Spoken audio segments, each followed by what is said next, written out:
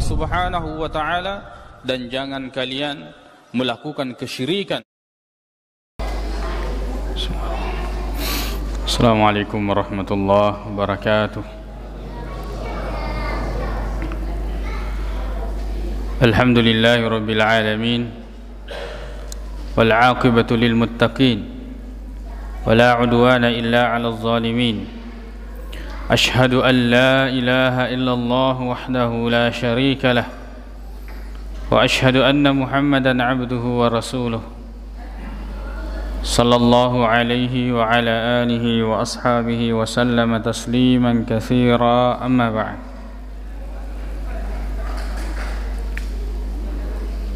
Jamaah yang semoga dirahmati oleh Allah Subhanahu wa taala, masih berkaitan dengan perang Badar.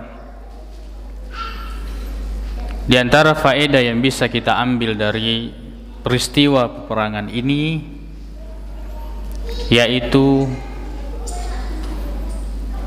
faedah akidah dan keyakinan yang sangat penting, di mana seorang muslim ketika dia telah berniat atau memiliki niat yang baik, lalu kemudian dia menempuh cara yang baik, maka hendaknya dia melaksanakan apa yang dia inginkan. Kemudian bagaimana jadinya, itu Allah Subhanahu wa ta'ala yang tentukan.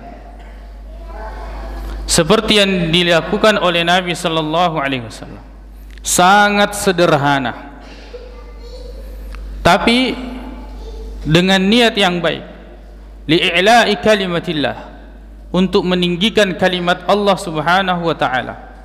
Sangat sederhana, tapi kemudian niat yang baik dan dengan cara yang maksimal. Lalu kemudian Allah Subhanahu wa ta'ala menurunkan pertolongannya. Rasulullah ketika melakukan ini tidak mengetahui apa yang akan terjadi. Maka seharusnya kita ini di dalam menghadapi satu masalah, pastikan niat dengan cara yang baik. Ini yang kemudian banyak menimpa kita umat Islam, terutama kalangan remaja, ya. Terlalu banyak pertimbangan, khususnya dalam masalah pernikahan.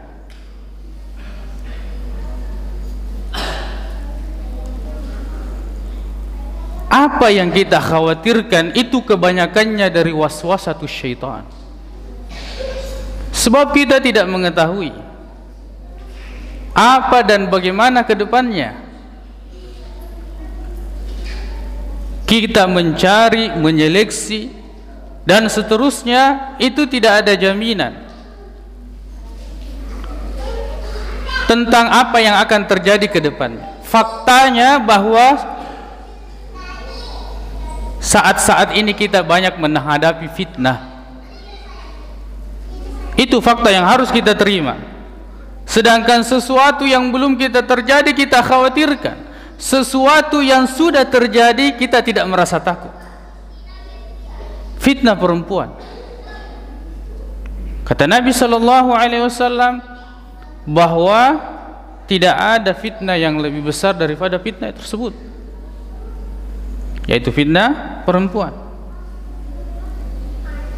Niat kita baik, cara kita baik, bismillah, lanjutkan dan teruskan.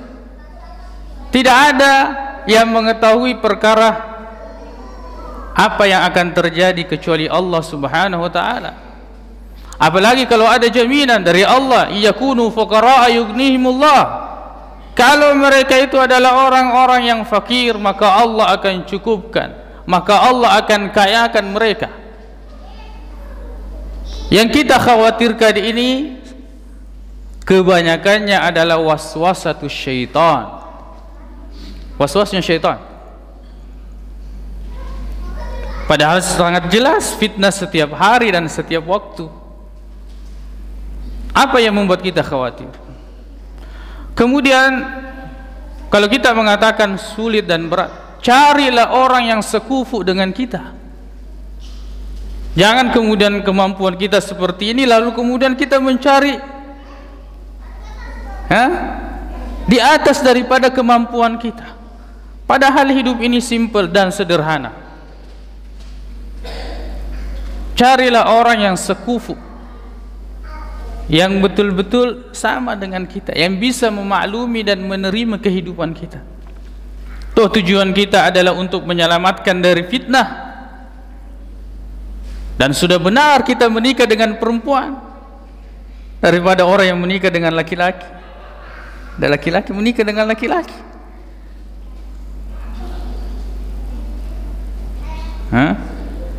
Jangan sampai syaitan terus membisiki kita pada sesuatu yang kita tidak ketahui apa yang akan terjadi.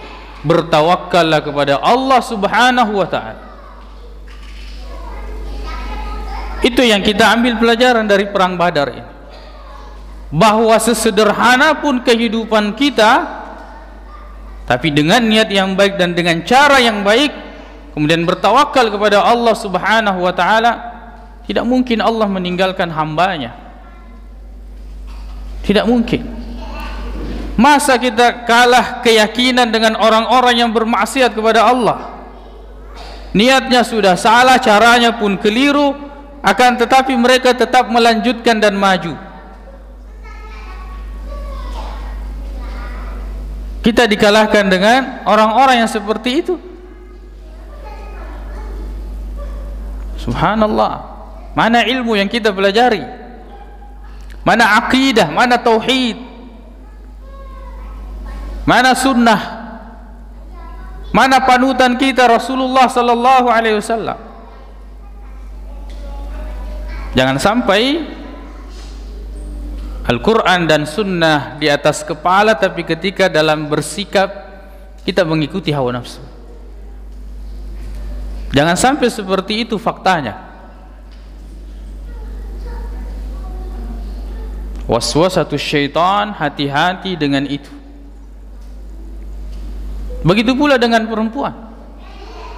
Apa yang membuat kita lama menunggu? Kebahagiaan itu hanya Allah yang memberikan. Ketenangan itu dari Allah. Huwallazi anzala as-sakinata fi qulubil mu'minin. Dia yang menurunkan ketenangan pada hati orang-orang yang beriman. Seperti apa dan bagaimana yang kita tunggu?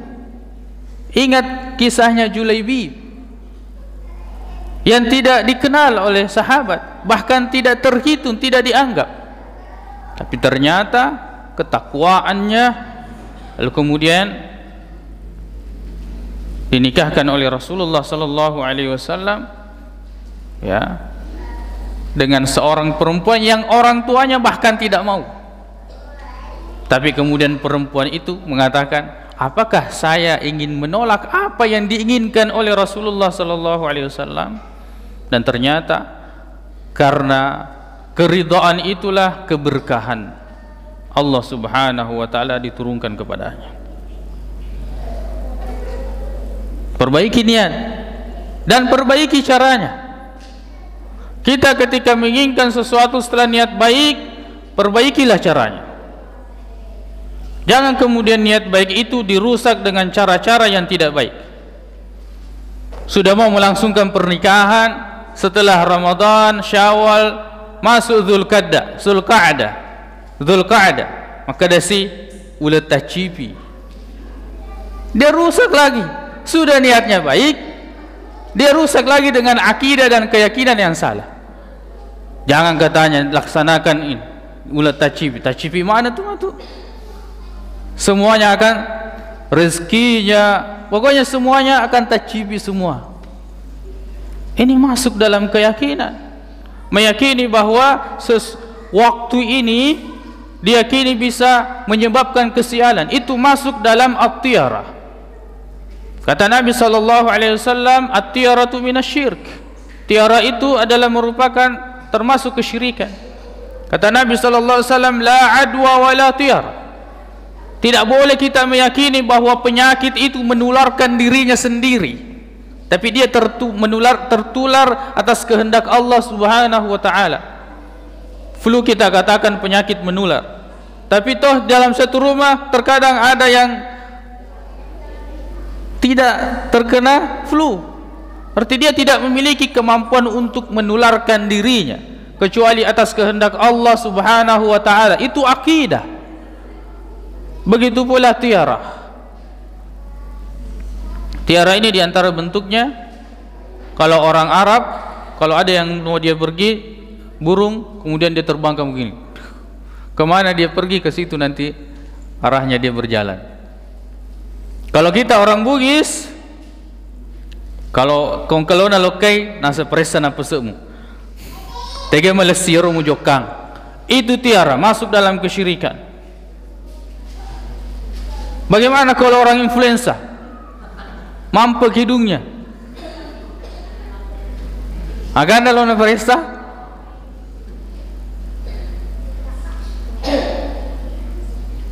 Itu masuk dalam tiara. Bagaimana menganggap sesuatu itu sial? Kemudian di antara bentuknya lagi, dia tidak mau pergi kalau ada orang makan. Nasang kematuk kenek-kenek di launa. Ada nanti yang terjadi. Ya mungkin orang tua kita dulu tujuannya itu supaya orang yang makan ini tidak tersinggung. Tapi kemudian dibuat mistik. Parahnya masalahnya itu masuk dalam akidah dan keyakinan. Baik kalau misalnya alasannya untuk menghormati, itu memang sangat baik. Tapi kalau itu sudah masuk dalam keyakinan, itu sudah merusak. Bahwa tidak boleh orang pergi kalau ada orang makan. Bagaimana kalau kita di warung makan? Di ini tuh kita sudah tidak pergi-pergi. Gak sekilokan ke situ manre. Mungkin lagi pergi, ada lagi orang masuk makan. Tidak masuk akal. Tidak masuk akal hal-hal yang seperti ini. Perbaiki caranya. Seperti Nabi SAW ketika berangkat ke Badar, memang mengecek hal-hal yang berbau kesyirikan, tanggalkan, hilangkan. Jadi kalau niatnya sudah baik, caranya sudah baik, maka bertawakal kepada Allah Subhanahu wa taala. Jangan mau dikalahkan oleh syaitan, was-wasnya, sehingga ini dan itu kita lakukan, padahal tidak ada yang mengetahui apa yang akan terjadi ke depan. Masa kita kalah dengan orang-orang yang pergi bertawassul, pergi ke kuburan? Mereka begitu yakin bahwa rezekinya akan lancar. Ketika mereka punya hajat, mereka pergi ke kuburan meminta, dan mereka yakin bahwa mereka akan mendapatkan apa yang mereka inginkan. Kita belajar akidah, belajar tauhid, tidak bisa memiliki keyakinan seperti itu. La haula wala quwata illa billah. Tapi kita harus mengambil sebab yang Allah Subhanahu wa taala halalkan. Kata Nabi SAW, jika seandainya kalian bertawakal seperti tawakalnya burung, maka jika seandainya kalian benar-benar bertawakal, maka Allah akan memberikan kalian rezeki seperti Allah memberikan rezeki kepada burung. Mereka pergi dalam keadaan perut kosong, pulang dalam keadaan kenyang. Tapi kan pergi, berusaha.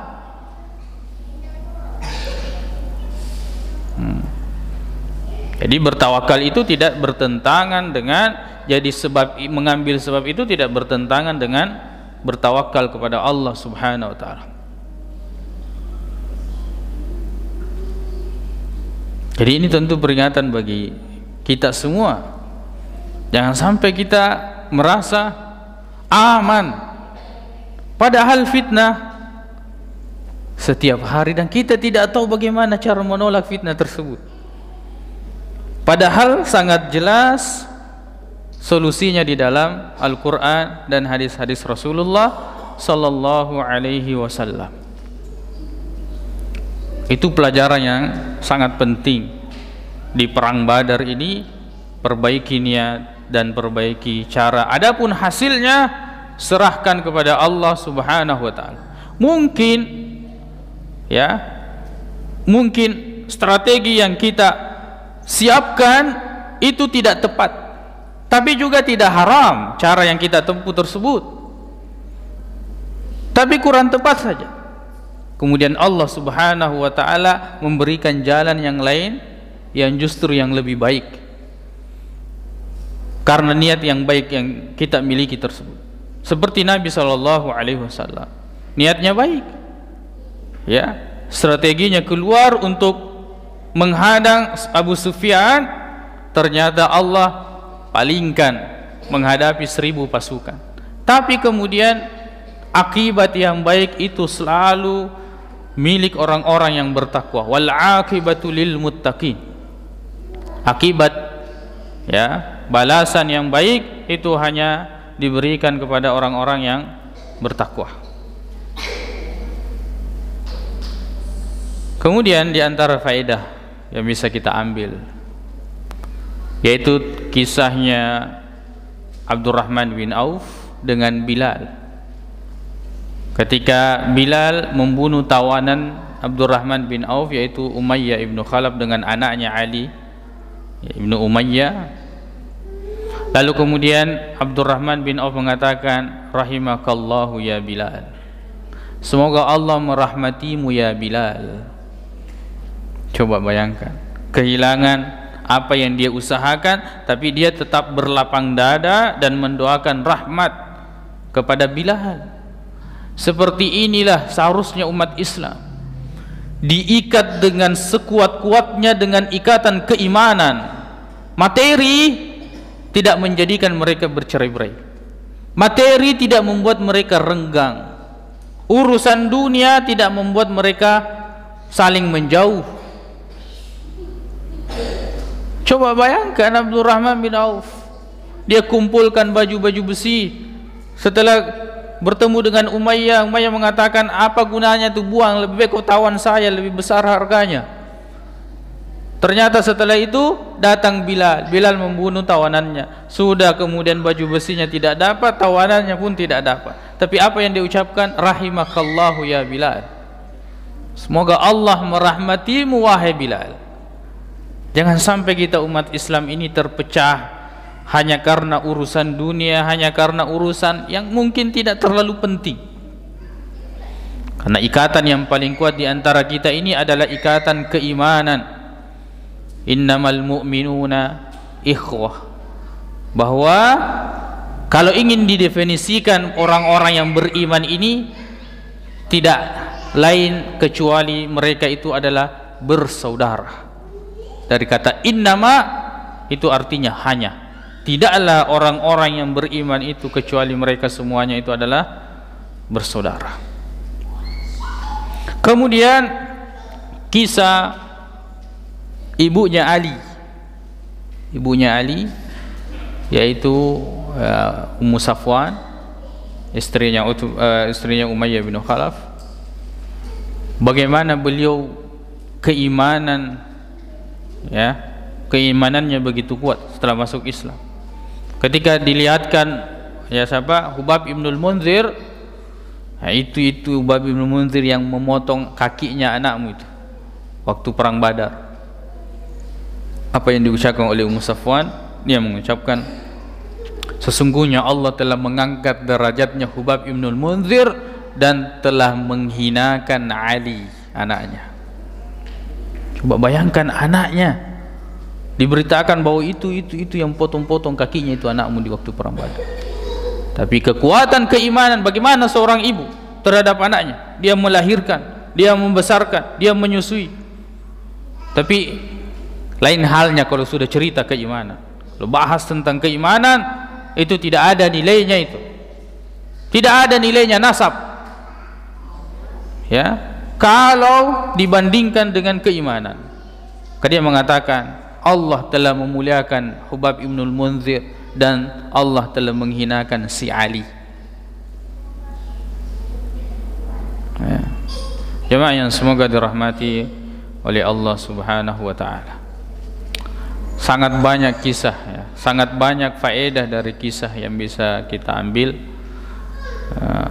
dalam perang Badar ini. Kalau kita gali-gali terus, baik dari segi akidah, baik dari segi akhlak, baik dari segi fikih dan faedah-faedah yang lain, itu begitu banyak ya. Setiap penggalan-penggalan kisah itu banyak faedahnya. Misalnya kisahnya Sawad Ibnu Ghaziyah, yang ketika Nabi mempersiapkan barisan, lalu kemudian dia ternyata offside, agak keluar perutnya, tidak lurus. Lalu datang Nabi SAW dengan membawa ya, kayu panah itu yang sudah tidak ada bulunya, itu ditusuk di perutnya. Istaqim ya Sawad, lurus wahai Sawad. Kata beliau, auja'atani ya Rasulullah. Ya Rasulullah, auja'atani. Ya Rasulullah, kamu menyakiti saya. Demi Allah yang telah mengutusmu dengan hak dan keadilan, tegakkan qisas.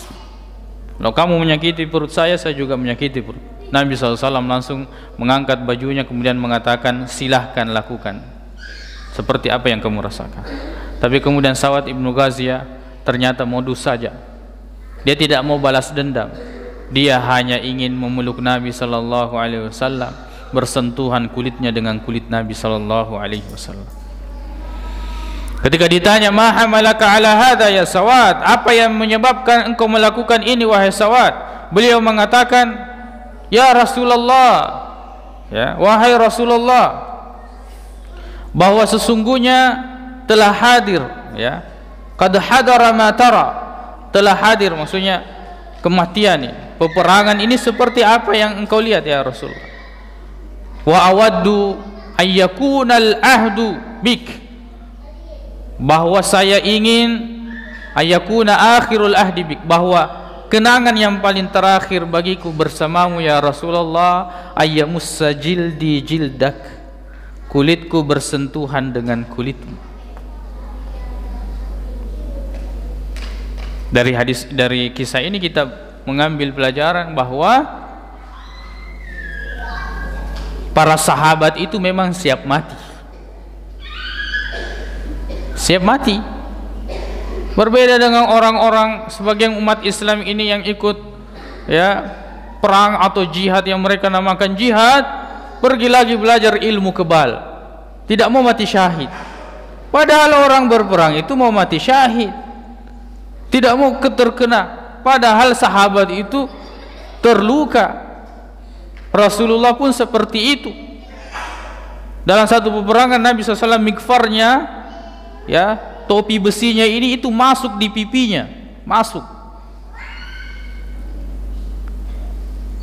Bayangkan Rasulullah SAW, kita mau berperang tapi tidak mau kena senjata, tidak mau terluka, tidak mau mati syahid. Masya Allah.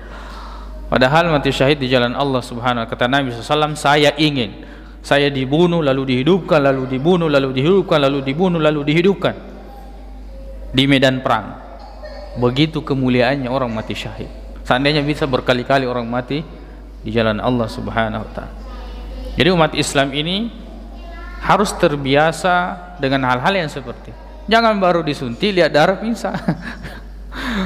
Ya, walaupun mungkin ada yang seperti, tapi kita harus sering latihan melihat hal-hal yang seperti menyembelih, ya, lihat darah. Karena akan ada waktunya, apalagi kita ini laki-laki atau anak-anak kita, jamaah yang semoga dirahmati oleh Allah Subhanahu wa ta'ala. Kemudian kita lihat bagaimana peperangan ini berlangsung. Seperti itulah Nabi mendidik para sahabat. Seperti itulah didikan Rasulullah SAW. Walaupun sedikit, tapi semuanya adalah mutiara, semuanya adalah emas, daripada banyak seperti buih di lautan.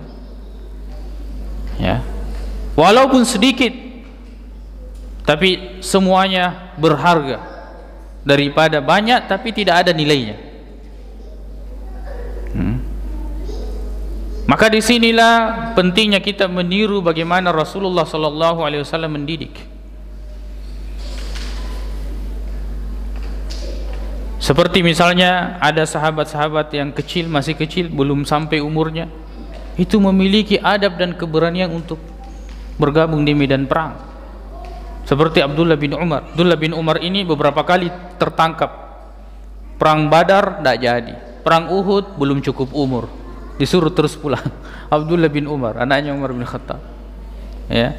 Kemudian Al-Bara' bin Azib, ya, itu tidak ikut perang itu. Kemudian Umair ibn Abi Waqqas, ya, beliau umurnya sekitar 16 tahun, tapi karena menangis merengek minta ikut, akhirnya diikutkan dan meninggal di medan perang. Seperti anak-anak kita yang kecil ini, sebenarnya mungkin, ya, ada kerancuan dalam mendidik. Misalnya mengumpulkan anak-anak dalam satu ruangan, kemudian dididik oleh orang yang mungkin akhlaknya tidak bisa ditiru. Anggaplah di sekolah begitu. Apa yang dihasilkan? Bagaimana kalau anak-anak ketemu anak-anak? Jadi apa? Jadi anak-anak. Hah? Anak-anak ketemu anak-anak, jadi anak-anak. Jadi maklumi kalau anak-anak ketemu anak-anak. Kecuali kalau ada anak-anak ketemu dengan orang dewasa, kemudian orang dewasa jadi anak-anak. Oh, ini di antara bentuk majelisnya Rasulullah itu tidak dipisahkan begitu. Anak-anak, enggak. Abdullah bin Umar gabung di majelisnya Rasulullah. Abdullah bin Abbas gabung di majelisnya Rasulullah. Kata Abdullah bin Umar, pernah satu waktu Rasulullah memberikan tebak-tebakan, inna minasyajarati syajaratan la yasqutu waraquha. Pohon-pohon apa yang tidak gugur daunnya. Ya, begitu kata Rasulullah SAW kepada sahabat. Tidak ada yang tahu. Kata Abdullah bin Umar, saya tahu itu pohon kurma. Tapi faidan ana asgarul qaum, saya lihat saya yang paling muda, saya yang paling kecil. Jadi saya diam. Karena Abu Bakar yang senior-senior ini tidak bicara. Saya juga tidak bicara. Ternyata Rasulullah kemudian menjawab, pohon kurma. Bilang memangkah pohon kurma? Ya.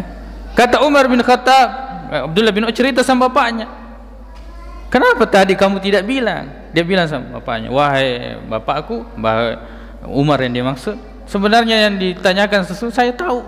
Kata Umar, seandainya tadi kau bilang. Dan tidak, saya melihat, ya, yang senior-senior ini tidak bicara, maka saya tidak bicara. Begitu terbentuk adab, akhlak serta keberanian mereka.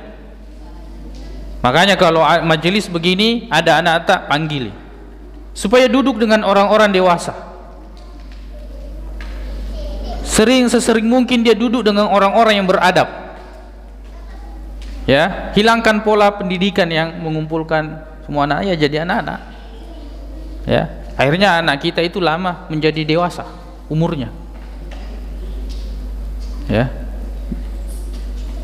pendidikan yang terbaik adalah pendidikan Rasulullah Sallallahu Alaihi Wasallam. Ya. Insya Allah kalau mereka gabung, ya, mereka akan cepat dewasa. Apa yang kita harapkan ketika dikumpul bersama anak-anak, dididik oleh satu orang yang tidak bisa ditiru? Jadi apa?